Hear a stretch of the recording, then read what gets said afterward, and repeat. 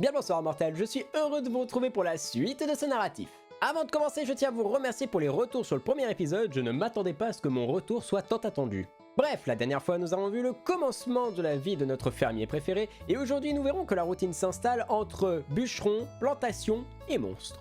Je suis l'archiviste, et je suis heureux de vous retrouver pour les merveilleuses aventures de notre cher Bobius.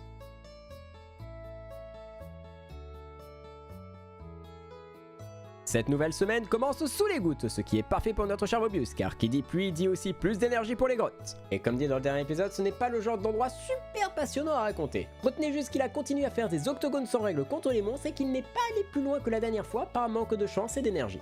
Cela sera quand même bien productif avec ce qu'il a récupéré. Il installera ensuite plusieurs autres coffres pour commencer à faire un peu de rangement pour mieux s'y retrouver. Il changera même la couleur des coffres suivant l'utilité. Avec tout ça, il se demanda si Gunther serait intéressé par ses découvertes et à peine arrivé que celui-ci sentira directement l'odeur de la grotte. Ou peut-être que c'est Bobius qui pue, je ne sais pas. Il demanda à Bobius s'il voulait en faire don et c'est exactement ce qu'il fera. Il n'allait pas laisser ce musée vide quand même. Lui fera de dons au musée et puis Gunther sera susceptible de lui faire des cadeaux en échange. Comme on dit, c'est un échange de bons procédés. Évidemment, je ne vais pas le préciser à chaque fois, mais Bobius ira voir tous les jours sa chère Emily afin de discuter avec elle ou lui donner des cadeaux. Je suis étonné que la découverte de la jante féminine fasse autant d'effet à notre cher Bobius. La question c'est plutôt pourquoi vous n'avez pas d'assistant féminin en plus de moi. Peut-être parce que je n'ai pas de modèle féminin en réserve pour qu'une autre entité de ton rang s'y incarne.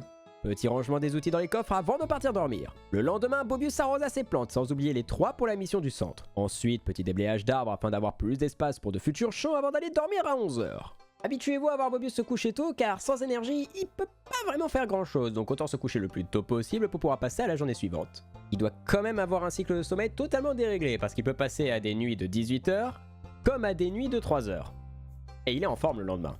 Le lendemain, Marnie ira à la rencontre de notre fermier pour lui expliquer qu'un chat roux attendait devant sa ferme. Elle lui proposa de l'adopter et Bobius accepta. Dites la bienvenue à Archive. Tiens, avait-il besoin de ma divine présence? Ce n'est pas parce que vous me fracassez le crâne tous les 4 matins que je ne vous apprécie pas, monsieur. Je rappelle que sans vous, je n'existerai tout simplement pas. Cela n'empêchera pas le futur profit de cette magnifique récolte de panais. Petit stockage dans un coffre pour les missions du centre communautaire avant de repartir faire le plein de graines au village. Sur le mur du magasin, quelqu'un demande de tuer des slimes dans les grottes, ce que Bobius accepta directement. Allez, achetons ces graines et... Oh, déçu je suis. C'est pas grave, dépensons l'énergie dans les grottes. Cela sera plus productif que les autres fois. En plus des monstres pour la mission, il récoltera beaucoup de minerais de cuivre pour améliorer ses outils. C'est peuplé pour des grottes sans vie, vous ne trouvez pas? Et arrivé au niveau 10, il trouvera un coffre avec des bottes. Et oui, car quoi de mieux pour se protéger des monstres qu'une magnifique armure pour tenir quelques minutes de plus? Ça ressemble bizarrement de plus en plus à un RPG. Autant continuer, se dira-t-il, et puis au moins il sera sûr de terminer sa mission. Tout en remplissant les poches de minerais, il arrivera facilement au niveau 14 et... Oula, c'est quoi cette horreur? Marlon, c'était pas prévu dans le contrat ce genre de niveau. Qu'est-ce que vous me cachez encore? Arrête de poser des questions et continue à avancer. Bobius arrivera à passer au niveau suivant et remontera directement à la surface. Je tiens à vous rappeler, encore une fois, que Bobius est fermier. C'est quoi ces grottes de l'enfer? Vous allez quand même pas me dire qu'on peut faire pire? Vous aimez avoir... La ferme! Bobius montera encore de niveau en agriculture, en combat, en cueillette et en extraction minière, tout en se faisant plein d'argent. Bobius recevra une lettre de Robin qui s'excusa d'avoir blagué sur la maison de son grand-père avant de lui informer que s'il veut agrandir sa maison, il pouvait lui demander. La première extension comprend une cuisine. Puis une seconde lettre de notre charpentière demanda à Bobius de retrouver sa hache favorite. On voit l'ordre des priorités, hein, le profit avant tout. Petit ajout de fonderie supplémentaire avant de reprendre l'agrandissement du terrain. Il ne faut pas oublier les priorités. On se sent plus libre bizarrement. Il ira ensuite au magasin de pierre pour agrandir son inventaire. Enfin, je veux dire pour s'acheter un sac, avant d'aller chez Clint pour améliorer ses outils, mais il n'avait ni l'argent, ni l'outil en question. Et oui, car Clint n'ira pas chez vous pour récupérer vos outils. Il a déjà assez de boulot, alors pourquoi il se déplacerait?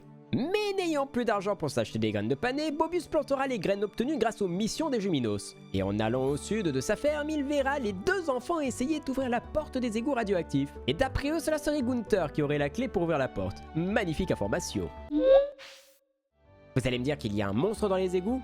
Bon, ça serait totalement logique quand on voit la couleur, mais c'est pas un peu dangereux? Fais gaffe gamine la prochaine fois. Il ira ensuite donner la hache à Robin, récupérer l'argent de la mission avant d'aller dormir. En se levant, il reçut une lettre de Lewis qui disait que la fête des œufs aura lieu demain.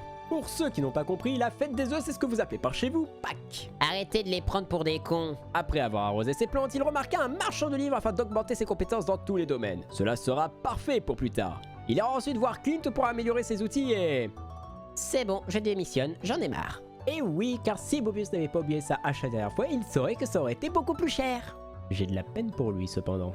Il passera ses nerfs sur les géodes récupérés dans la grotte, et ce qui est sûr, c'est qu'il y avait beaucoup de découvertes intéressantes. Il fera directement don au musée, comme promis à Gunther, avant de planter les choux-fleurs reçus en récompense de dons. Puis petite déforestation habituelle, car il faut garder les bonnes habitudes, avant d'aller dire bonjour à Emily comme à son habit... Quoi?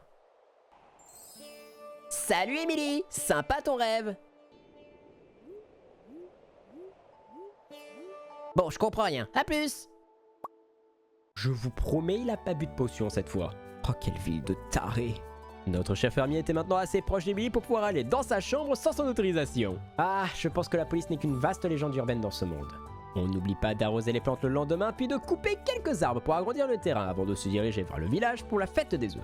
C'est quand même assez festif, ce village n'est peut-être pas aussi taré. Enfin, si on oublie les enfants. Je sais pas où je vais. L'événement attendu était une chasse aux œufs et notre fermier ne ratera pas l'occasion de ridiculiser tout le monde. Et après avoir cherché les œufs dans le village comme s'il le connaissait comme sa poche, alors qu'il est dans la région depuis moins de 3 semaines, je rappelle, il remportera la chasse et gagnera donc le prix qui était un chapeau. Un bon fermier a toujours un chapeau. Sauf Bobius qui le rangera dans un coffre et ne le touchera plus jamais. La deuxième récompense était des graines de fraises que notre fermier s'empressa de planter et arroser pour toujours plus d'argent. Petit coup de hache. Bobius, ça commence à devenir flippant, arrête ça tout de suite! Sors de sa chambre! C'était une journée magnifique. Petit rituel d'arrosage de plantes le lendemain matin avant de s'occuper de la partie gauche du terrain, la partie droite demandant des outils améliorés. Il allait en profiter pour avancer sur le reste de son terrain. Je suis épuisé. Le temps était pluvieux, ce qui veut dire un petit tour dans la grotte et... Oh non! Ce que vous venez de voir est à mon sens la pire abomination de ce monde. Ce sont des larves, mais ce que vous ne savez pas, c'est que si vous ne les tuez pas à temps, elles se transforment en de petites saloperies volantes qui vont simplement vous donner envie de péter un câble et de fracasser votre crâne sur le sol. Un peu comme elle, regardez. Voilà, regardez-moi cette abomination qui bouge dans tous les sens. Heureusement qu'il y avait de gros gisements de cuivre, ce qui permettra d'améliorer tous les outils qu'il lui faudra. Rien ne pourra déranger notre petit fermier. Oh non, j'avais oublié. Vu que ce n'est pas assez rigolo, à partir du niveau 15, un petit événement dessin de ces affreuses mouches peut arriver alors que tout se passait bien. Il y en a partout. Aidez-moi. Je me fais victimiser par la nature. Le niveau 18 fut calme et le niveau 19 était... comment dire... à en faire tourner la tête. Au niveau 20, un coffre contenant une épée plus puissante que le cure-dent qu'il avait l'attendait. Il ira rapidement vendre l'ancien chez Marlon qui avait en réserve pas mal d'armes aussi. Pour une guilde des aventuriers, elle est quand même pas mal équipée, alors pourquoi ils descendent pas pour aller sécuriser tout ça? Petit rangement en arrivant à la ferme, car c'était tout de même très productif, avant d'aller au lit à une heure raisonnable pour une fois. La routine continue, arrosage de plantes, puis déforestation du terrain.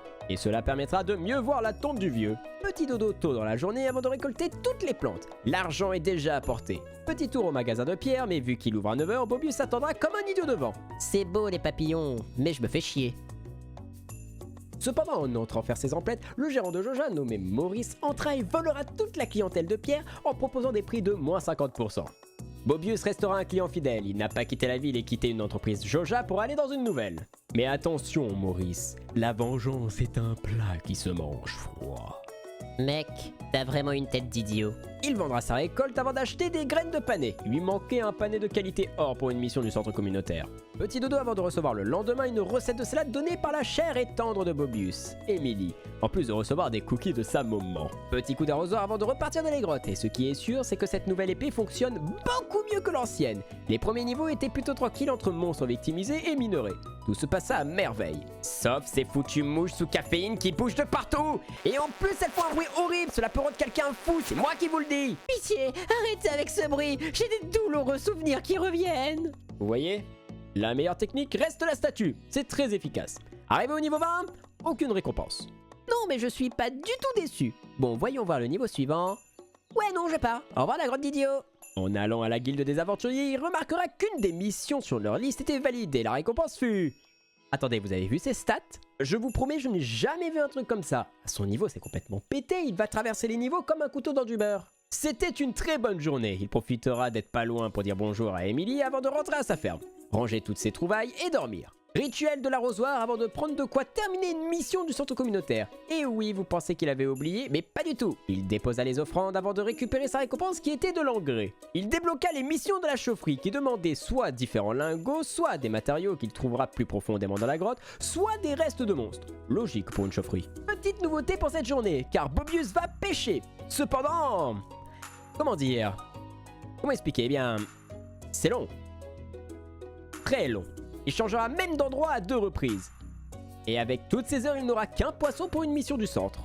J'ai pas du tout l'impression d'avoir perdu mon temps, c'est faux. En passant devant les demandes du mur du magasin, il vit que celle de Jolu était demandée par Emily. Et bah, toujours présent pour se rapprocher d'elle. C'est qu'il va vraiment réussir par sortir avec elle à force. Merci d'avoir regardé cet épisode mortel, j'espère qu'il vous a plu. On se retrouve dans 2 semaines pour la suite des aventures de notre cher fermier. Et n'oubliez jamais, on vous observe.